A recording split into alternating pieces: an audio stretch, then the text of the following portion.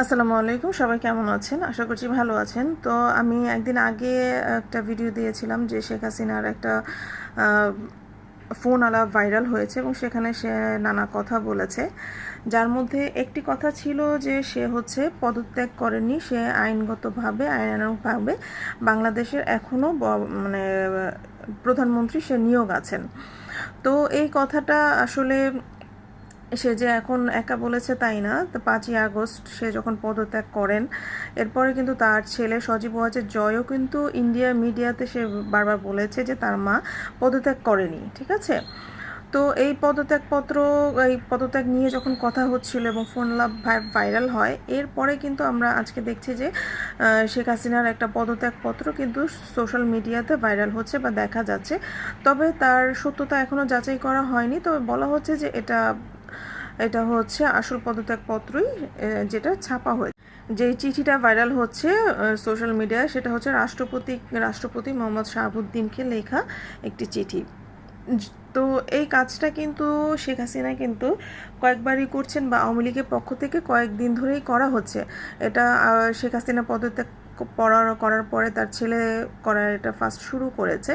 তো এটা ভাইরাল হওয়ার পর থেকে আওয়ামী লীগের যে ভেরিফাইড পেজ আছে ফেসবুকে, সেখান থেকেও তারা নানাভাবে ক্ষোভ ছড়াচ্ছে যে এটা আসল পদত্যাগপত্র না, ভুয়া পদত্যাগপত্র। তো এইভাবে মিডিয়াকে খেলনা বানিয়ে এইসব পদত্যাগপত্র কেন ভাইরাল করা হচ্ছে।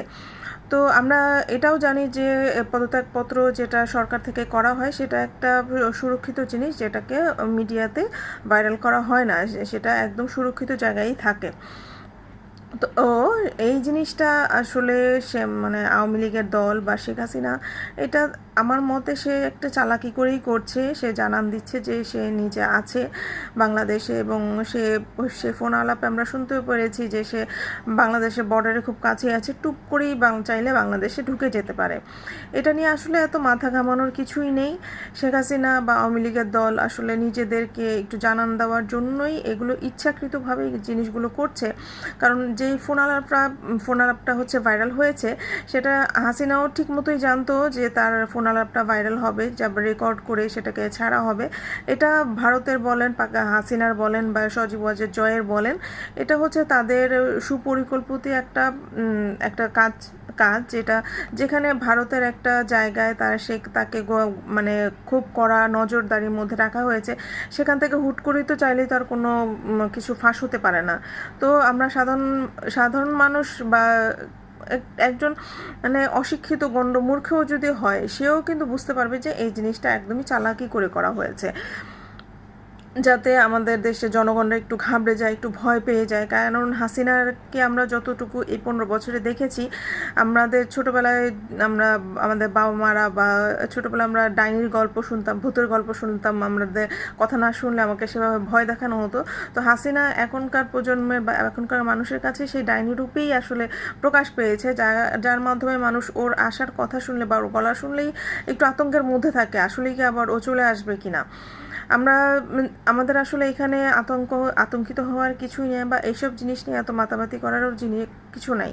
এগুলো খুব পরিকল্পিতভাবে হাসিনা এবং তার দলেরা একটু নিজেদেরকে নাড়াচাড়া দেওয়ার জন্য বা জনগণকে একটু ভয় দেখানোর জন্য বা নিজেদের অবস্থানটা একটু বোঝানোর জন্যই কাজগুলো করছে।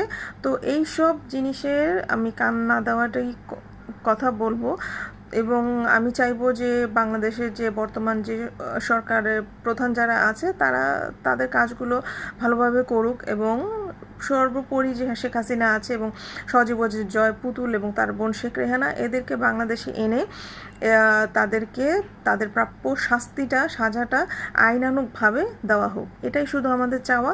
তো এইসব গুজবে কান দিবেন না, বা এইসব কাজ কারবারে আওয়ামী লীগ যে কাজ কারবারগুলো করে, এগুলো নিয়ে মাথা ঘামানোর বা ভয় পাওয়ার কিছুই নেই। ভালো থাকবেন সবাই।